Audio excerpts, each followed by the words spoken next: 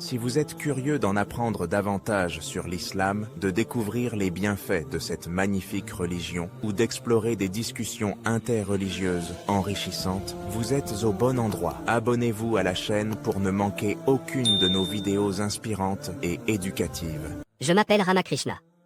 Je suis étudiant en physiothérapie. Ma question est, quel est le besoin d'Allah de créer Adam et Ève et cet univers? Que va-t-il en tirer? Et ma deuxième question est, tout est créé par quelqu'un. Donc même Dieu doit avoir été créé par quelqu'un. Que signifie Allah?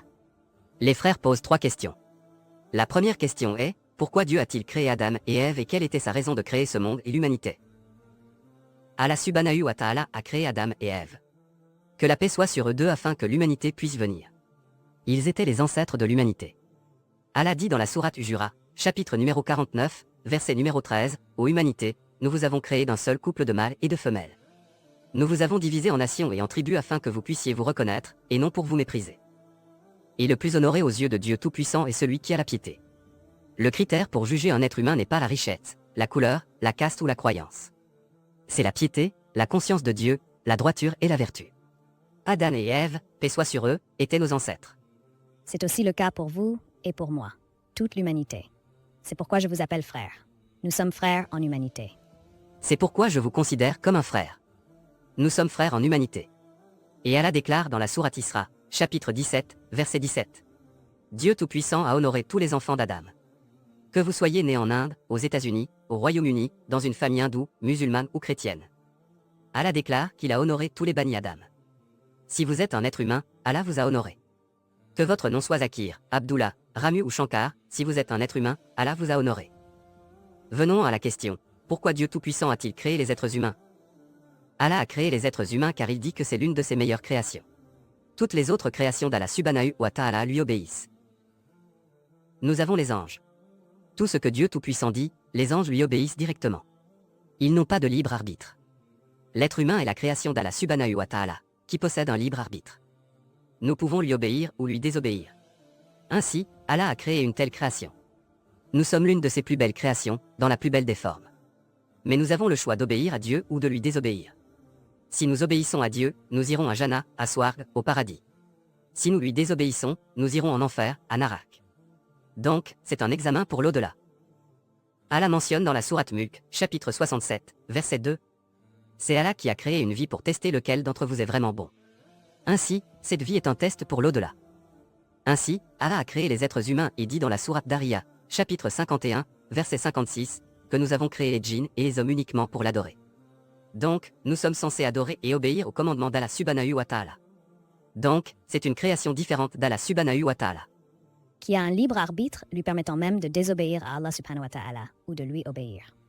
Toutes les autres choses, les étoiles, les arbres, les montagnes, le Coran dit qu'ils font sajda à Allah subhanahu wa ta'ala, qu'ils se prosternent devant lui et qu'ils lui obéissent. Nous avons un libre arbitre. Maintenant que Allah nous a donné un libre arbitre, si nous l'obéissons grâce à ce libre arbitre, nous devenons supérieurs aux anges. Si nous lui désobéissons avec notre libre arbitre, nous devenons les complices du diable. Ainsi, il nous a créés pour l'épreuve de l'au-delà. Passons à votre deuxième question. Tout a un créateur. Qui a créé? Dieu. Si quelqu'un dit que tout a un créateur, c'est une affirmation erronée. Chaque chose créée a un créateur. La définition de Dieu est qu'il n'a pas été créé. Dès que vous demandez qui a créé Dieu, il n'est plus Dieu. La définition de Dieu est qu'il n'a pas été créé. Supposons qu'une personne vienne et vous pose la question. Ce frère, mon ami John. Il a été admis à l'hôpital. Il a donné naissance à un enfant. Peux-tu deviner s'il s'agissait d'une fille ou d'un garçon? Peux-tu deviner? Essayez-le. Devine. Je peux pas deviner. Pourquoi? Peux-tu parler dans le microphone? Peux-tu deviner s'il s'agissait d'une fille ou d'un garçon? Hein? Vois, frère John, il a été admis à l'hôpital. Il a eu un enfant. C'était une fille ou un garçon? Peux-tu deviner? Une chance sur 2. Fille ou garçon? Les gens rien. Pourquoi? Peux-tu deviner? Je ne peux pas le deviner. Pourquoi? Même si tu devines, peux-tu trouver la bonne réponse? Peux-tu deviner? Je vais te donner 2 chances. C'était une fille ou un garçon? Essaie-le. Fille. Frère. Un homme peut-il donner naissance à un enfant?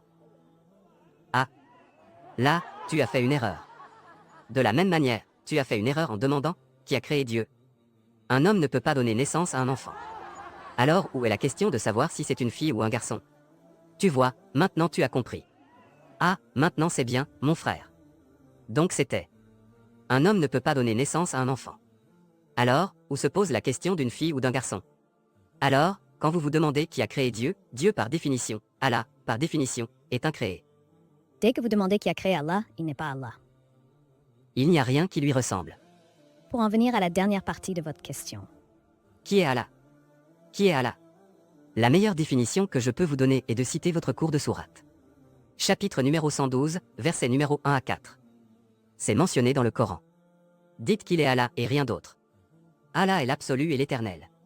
Il ne engendre ni n'est engendré. Il n'y a rien de semblable à lui. Ceci est une définition d'Allah subhanahu wa ta'ala en 4 vers. Tout être humain, n'importe qui dit, tel ou tel candidat est Dieu. Si ce candidat correspond à cette définition en 4 lignes. Nous, les musulmans, n'avons pas d'objection. En acceptant ce candidat comme Dieu. Définition en 4 lignes. C'est un test décisif pour la théologie. Pour l'étude de Dieu. Tout d'abord, il y a, dites qu'il est Allah et rien d'autre. Allah est l'absolu et l'éternel. Il n'engendre ni n'est engendré. Il n'y a rien qui lui ressemble. Si vous allez dans les écritures hindoues, la même chose est mentionnée dans les écrits hindous. Cela est mentionné. Si vous lisez chapitre numéro 6, section numéro 2, verset numéro 1. Dieu n'est qu'un, sans second. Deuxième test. Allah est l'absolu et l'éternel. Bhagavad Gita, chapitre numéro 10, le verset numéro 3 dit. Je suis connu comme le Seigneur de tous les mondes. L'incarné, le sans commencement. Troisième test. Lam Yulad, Valam Yulad. Il n'engendre pas de descendants bruyants. Il est mentionné dans l'Upanishad Shwetashitar. Chapitre numéro 6, verset numéro 9. Nasha Yekasi, Janita Nashadipa. De lui, il n'y a pas de Seigneur. Il n'a pas de parents. Dieu Tout-Puissant n'a pas de père. Il n'a pas de mère. et Valam Yekullahu Kufanat. Il n'y a rien de semblable à lui est mentionné dans l'Upanishad Shwetashitar. Chapitre numéro 4, verset numéro 19. Et Yajurveda. Chapitre numéro 32, verset numéro 3, où il est dit. Nata se pratima asti. De ce Dieu, il n'y a pas de pratima. Il n'y a pas d'idole. Il n'y a pas d'image. Il n'y a pas de photographie. Il n'y a pas de sculpture. Qui dit cela? Yajurveda, chapitre numéro 32, verset numéro 3. Semblable à Valam Yekullahu Kufana. Donc, quiconque affirme qu'un candidat est Dieu, si ce candidat correspond à la définition complète. Nous, musulmans, n'avons aucune objection à cela, à accepter ce candidat comme Dieu. Par exemple, certaines personnes disent Bhagwan Rainish est Dieu Tout-Puissant.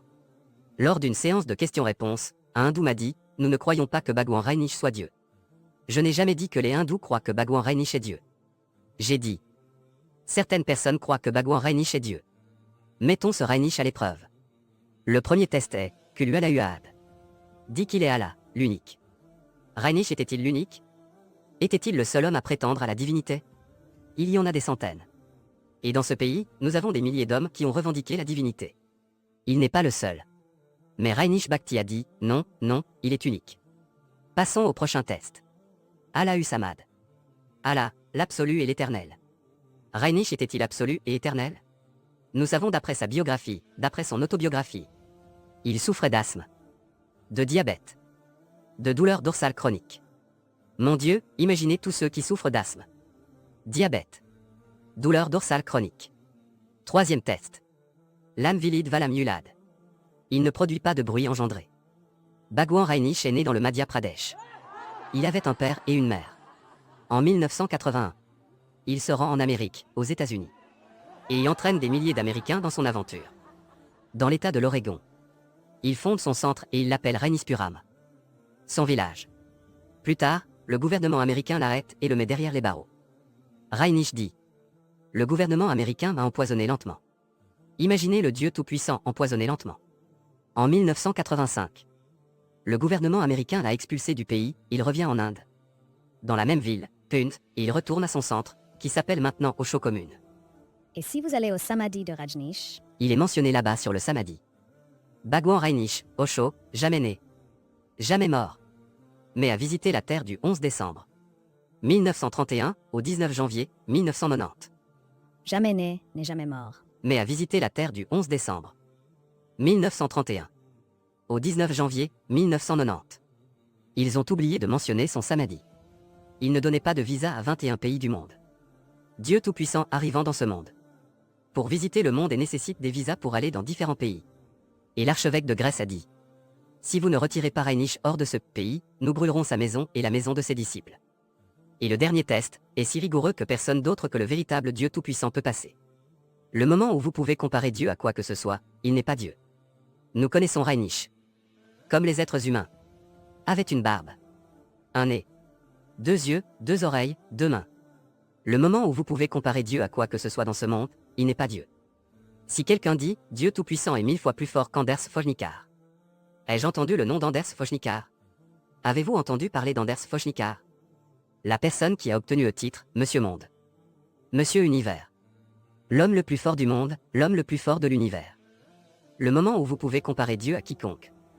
Qu'il s'agisse d'Anders Fojnikar. Qu'il s'agisse de Dara Singh, qu'il s'agisse de King Kong. Qu'il s'agisse de 1000 fois ou 1 million de... Que la paix et la bénédiction d'Allah soient sur notre bien-aimé prophète Muhammad.